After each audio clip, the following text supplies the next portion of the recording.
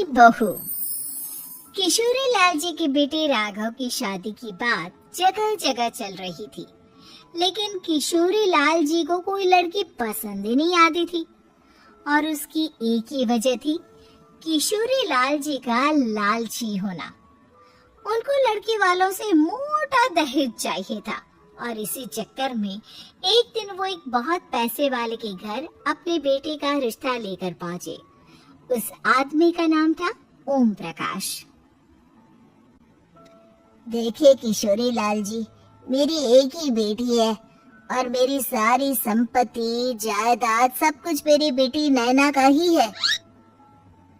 पापा, नाम से लगता है बहुत खूबसूरत होगी। कितना अच्छा नाम है ना, नैना। वैसे बात तो सही है आपकी। अब इतना पैसा है, जमीन जायदाद है, इकलौती बेटी, आप भी क्या करेंगे? सब कुछ उसे ही देंगे ना। बिल्कुल ठीक पहचाना आपने। बस बेटी की शादी और सारी जायदाद उसके नाम। पापा, बिना देखे हाँ कर दीजिए ना। इतना अच्छा रिश्ता फिर कहाँ मिलेगा? माला माल हो जाएंगे हम। मैं अपनी बेटी को बुलाता हूँ। अरे नहीं नहीं नहीं नहीं, आपकी बेटी का नाम नैना है, सुनकर ही लगता है बहुत सुंदर होगी।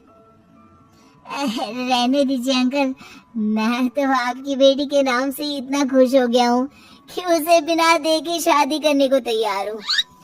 अब तो मैं उसका चेहरा सीधे शादी के बाद ही देखूंगा। और इस तरह राघव नैना का चेहरा नहीं देखता और उससे शादी कर लेता है।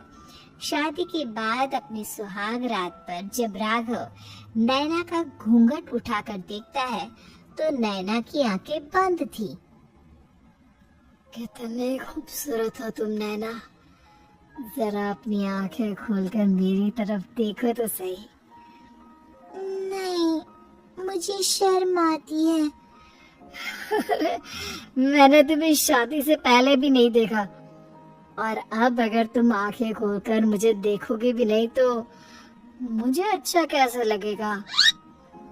इससे पहले कि नैना अपनी आंखें खोलकर राघव की तरफ देखती, अचानक से लाइट चली गई और राघव नैना को पूरी तरह से देख भी नहीं पाया। अगली सुबह नैना राघव के लिए नाश्ता बनाकर लेकर आई।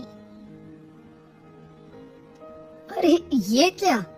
आधा पराठा सेका हुआ है और आधा बिल्कुल कच्चा। ये तुमने क्या किया नैना? बहू, तुमने क्या आधा पराठा तवे से नीचे लटका कर रखा था, जो आधा सेका है और आधा कच्चा? मुझे जितना दिखेगा उतना ही तो सीखूंगी ना पापा जी। जहाँ जहाँ मुझे नजर आ रहा था वहाँ मैंने सीख लिया, जहाँ जहाँ नहीं दिखा वहाँ कच्चा रह गया होगा। इसका क्या मतलब है? ये कैसा मजाक कर रही है तुम? अरे बहू, तुमने इतना लंबा घूंघट क्यों लगाया हुआ है? देखो, हमारे घर में बहुओं को बेटी की तरह रखा जाता है और फिर तुम तो इतना सारा माल लेकर आई हो। देखो, ये घूंघट डाल कर रखने की कोई जरूरत नहीं है। हाँ नैना, पापा जी ठीक कह रहा है, तुम तो आराम से रहो, अपना ही घर समझो। नैना अचानक से अपना घूंघट उठा लेती है। अरे ये क्या पापा, नैना की तो एक आंख फूटी हुई है। नाम से नैना, लेकिन ये तो कानी बहू निकली। मेरे साथ धोखा हुआ है, धोखा बिना दिखाए अपनी कानी लड़की मेरे संग ब्याह दी। मुझे कानी भी नहीं चाहिए। मुझे अभी ओम प्रकाश जी से बात करनी पड़ेगी।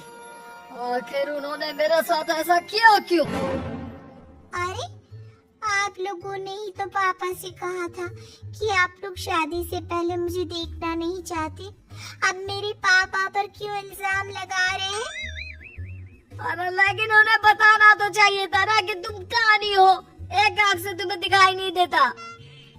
किशोरी लाल और राघव नाराज होकर ओम प्रकाश को अपने घर बुलाते हैं। पापा जी, ये आपने क्या किया? शादी से पहले बताया क्यों नहीं कि नैना की आंखों में परेशानी है? अरे आप ही ने तो लड़की देखने से मना कर दिया था। और लेकिन आप बता तो सकते थे। आपको तो हमारी बेटी की प्रॉपर्टी चाहिए थी, वो भी पूरी की पूरी। अब क्या हुआ अगर उसे आधा दिखाई देता है? प्रॉपर्टी तो आपको पूरी मिल गई ना। और ये क्या बात हुई? मेरी शादी प्रॉपर्टी से नहीं, आपकी बेटी से हुई है। अब ये तो पहले सोचना चाहिए था। तब तो मेरी प्रॉपर्टी देखकर तुम्हारी जुबान लप-लपा रही थी। लेकिन मैं कानी लड़की को अपनी बीवी बनाकर नहीं रख सकता। पापा, कुछ करिए ना। हाँ, करता हूँ। देखिए ओम प्रकाश जी, आप हमारे साथ ऐसा नहीं कर सकते। और तुम देखो, अगर तुमने मेरी बेटी से शादी तोड़ी ना, तो जो भी प्रॉपर्टी मैंने तुम्हें दी है वो तो पूरी की पूरी वापस ले लूंगा और आधी प्रॉपर्टी तुम्हारी भी लूंगा। अरे मेरी आधी प्रॉपर्टी भला क्यों लेंगे आप? इसलिए क्योंकि मेरी बेटी को आधा नजर आता है और उसकी नजर अभी तक तुम्हारी आधी जायदाद पर ही पड़ी है। अब तुम उसे घर से निकालोगे तो कुछ तो लेकर जाएगी ना। और अगर हम आपकी बेटी को अपने घर की बहू बनाकर रखे तो? तो तुम्हारी पूरी प्रॉपर्टी तुम्हारी ही रहेगी और जो मैंने तुम्हें दिया है ना, उसमें से बस मैं आधा लेकर जाऊंगा।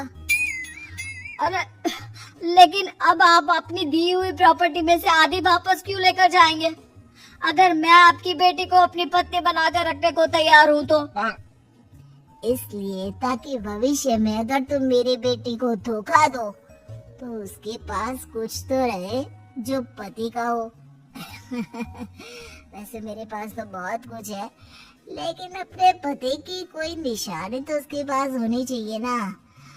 अब अगर तुमने मेरी बेटी को कहानी कहा तो तुम्हें प्रॉपर्टी भी कहानी ही मिलेगी, पूरी नहीं। जमाए राजा। किशोरी लाल और राघव समझ चुके थे कि वो बुरी तरह फंस चुके हैं और अब उनके पास वहाँ से निकलने का कोई चारा नहीं है।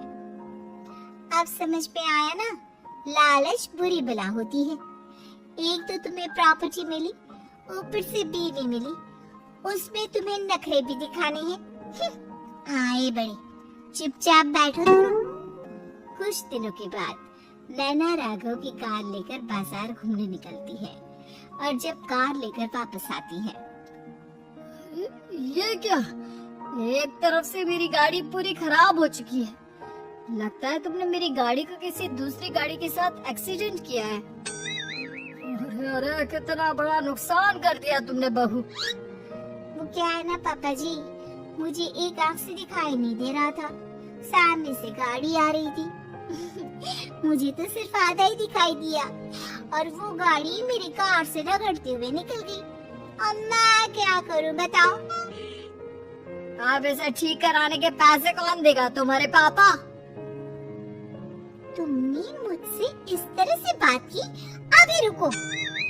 नैना राघव की शिकायत ओम प्रकाश को कर देती है। देखो राघव, अब जो मेरी आधी प्रॉपर्टी तुम्हारे पास थी ना, उसमें से आधी और मैं लेकर जाऊंगा, क्योंकि तुमने मेरी बेटी को डांटा। अरे नहीं पापा जी, गलती हो गई, माफ कर दो। गलती की तो कोई गुंजाइश ही नहीं। अगली बार मेरी बेटी को डांटा तो बची हुई आधी में से आधी और ले जाऊंगा। लालच के चक्कर में हम दोनों ने बहुत बड़ी गलती कर दी बेटा। एक तो तुम्हें कानी बहू मिली और ऊपर से जो माल मिला वो भी काना। इस तरह राघव की हर एक गलती पर ओम प्रकाश उसकी प्रॉपर्टी का आधा आधा हिस्सा लेकर अपना सारा माल वापस ले गया और राघव को कानी भीड़ी से काम चलाना पड़ा। भाई लालच वाकई में बुरी बला है। उम्मीद है कि आपको हमारी ये कहानी पसंद आई होगी। कृपया हमारे चैनल को सब्सक्राइब करें और सभी अपडेट्स के लिए बेल आइकन जरूर क्लिक करें और हाँ, वीडियो लाइक और शेयर करना मत भूलिएगा।